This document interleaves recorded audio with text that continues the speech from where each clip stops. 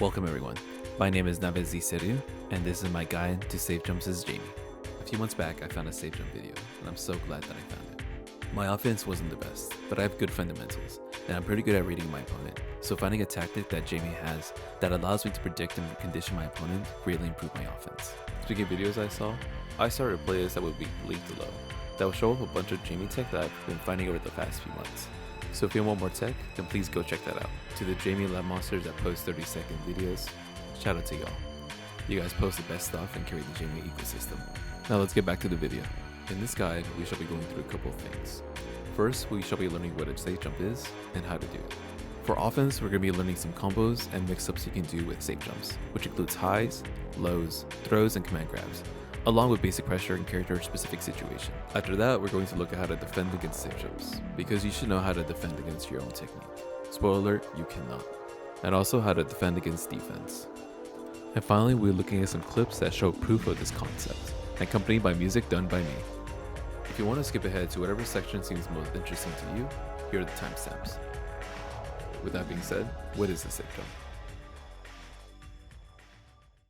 Target 1. Definitions. Here's a definition I found from Infil, from infil.net/safejump. A safe jump is a very well-timed attack on a character who is rising from a knockdown. If the character performs an invincible reversal attack, you will land and be able to block. However, if they don't do a reversal, the opponent is then to force a block your jumping attack. A safe jump is a very powerful technique that can allow you to mix up your opponent and potentially lead you to big damage. Now the question is, Target 2. How do I safe jump? as stated before, the first step of a safe jump is to knock someone down and then jump in. In Street Fighter 6, in order to do a well-timed safe jump, your move should have more than 42 frames of frame advantage. Thankfully for Jimmy, he has two moves that gives you plus 42 frames. Arrow kick, 623 light kick, and his Bakai, 236 light kick. I recommend doing 623 light. The reason why will be expanded on in the mix-up section. For now, we will be at level 1 drink, and let's assume our opponent won't recover backwards. Let's do arrow kick. Now hold up and forward. Right about here, press your heavy punch. Congrats, you did. Why did I get hit? Oh, that's right. Forgot to hold back. While you land, don't forget to hold back so you're safe against reversals. If you hit your opponent, from here you can do any combo you wish to do.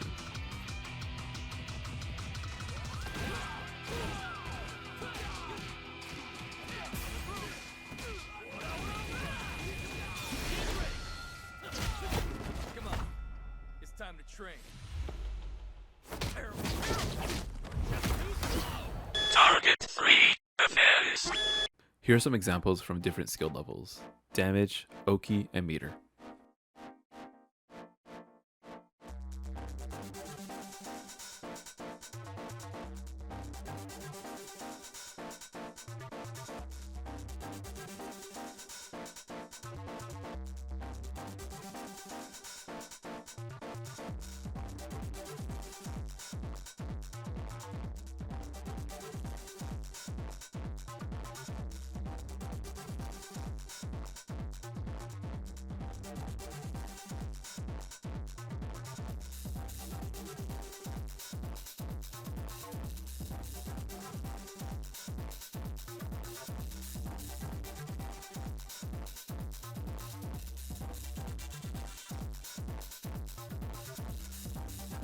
But what if they're above gold and block? To combat that, here's an almost universal basic block string to make you feel safe. For more in-depth block strings, you can check out my previous pressure guides or other guides out there. Target 4. Mix-ups. A big part of safe jumps is that they are a tool used to condition your opponents to block. Once you condition your opponents, you can do mix-ups. Initially, the first hit will be high. This will win against DPs, bashing, jumpings, and grabs. This won't necessarily lose to blocking, but it will be neutral, and you will lose damage. It is neutral / loses to DIs, depending on what combo you use. There are two things this will lose against. It will lose against perfect parries.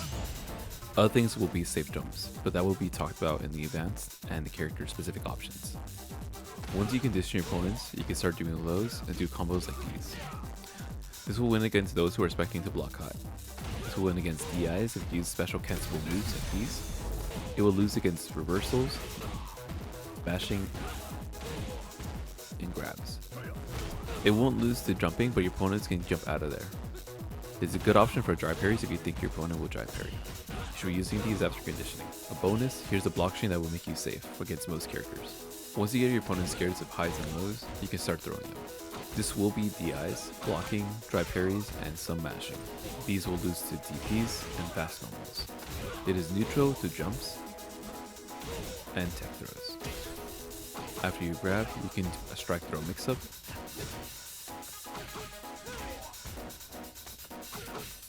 What you can also do is mix in a dive kick. On punish counter, the dive kick is plus 43, enabling you to do another safe jump. These get real nasty if you're at level 3, and you can start doing command grab. These win against blocking, DIs, and unsuspecting opponents. It's best when you condition someone. Use this when someone has really good defense, aka the Street Fighter 6 defense flowchart.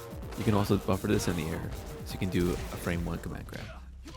There is one last option, which is my favorite. You can always do nothing, major mind gains. After you land, you can jump again. And you can also jump again.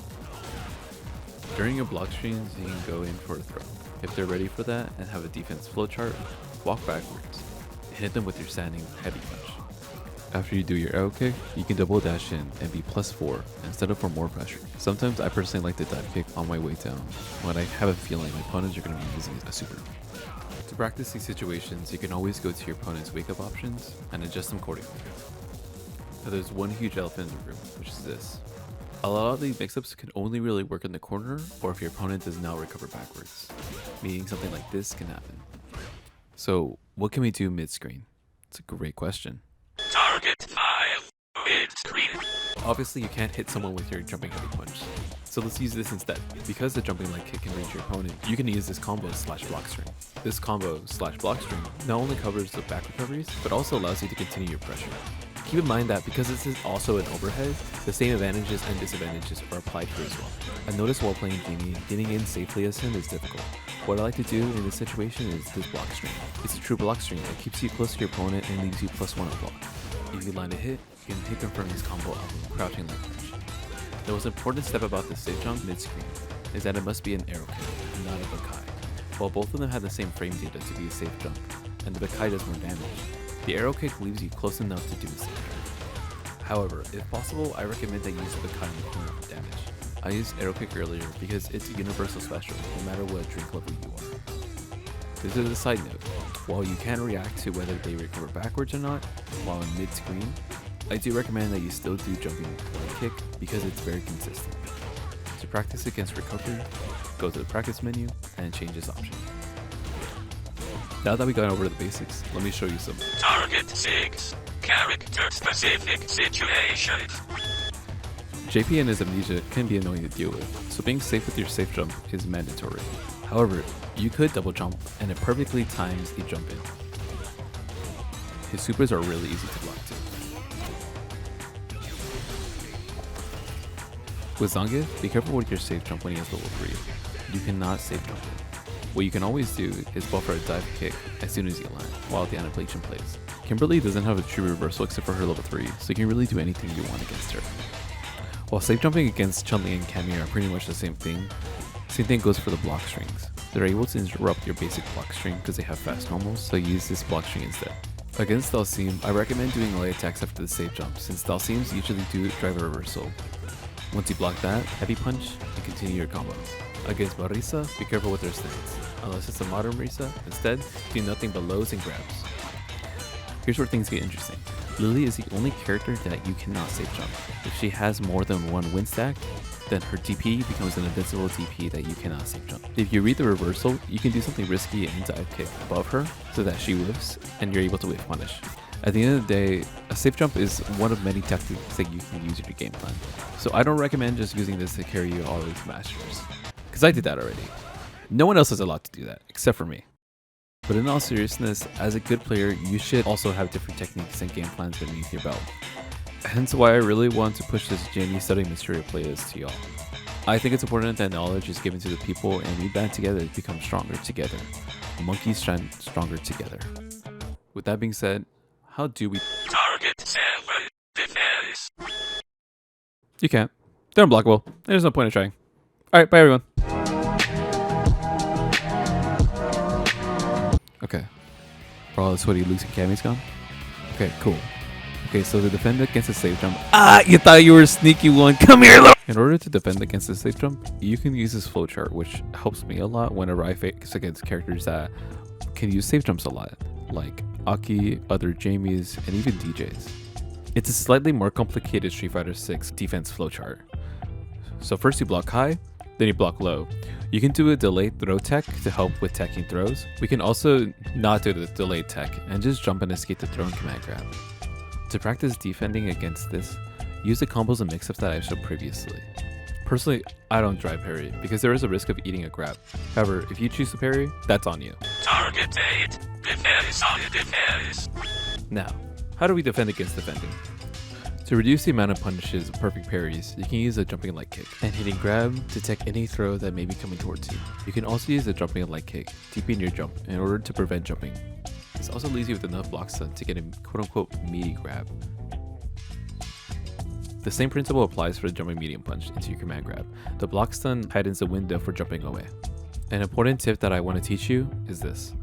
Since a number of players are using a type of defense flowchart, what I like to do, and something you can implement in your game plan, is after you do a jumping heavy punch into a standing medium punch, this is your +1 and you have a little bit of pushback. So you can walk backwards and bait out a grab and punish with the standing heavy punch. That allows you to do your TC, your target combo. Now that we learned the basics of safe jumping, let's actually see these ideas in action. With that being said, the song that you'll be hearing is called Yumyum, and it's actually my newest song. If you want to listen to it, it's available on all streaming platforms, and the links to the song will be in the description down below. You enjoy. Target 9. Yum yum.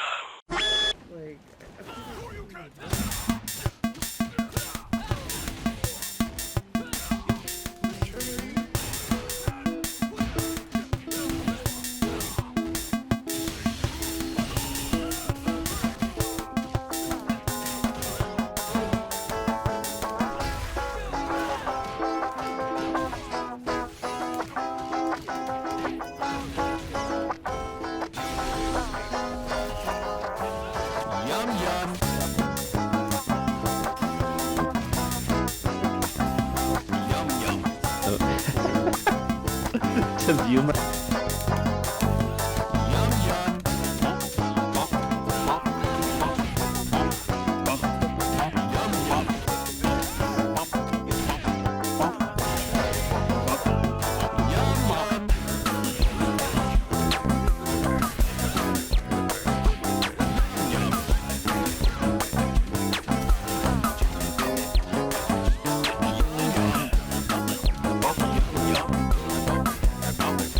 Bigfoot, could you see that I had a counter fight? I could see it, yeah.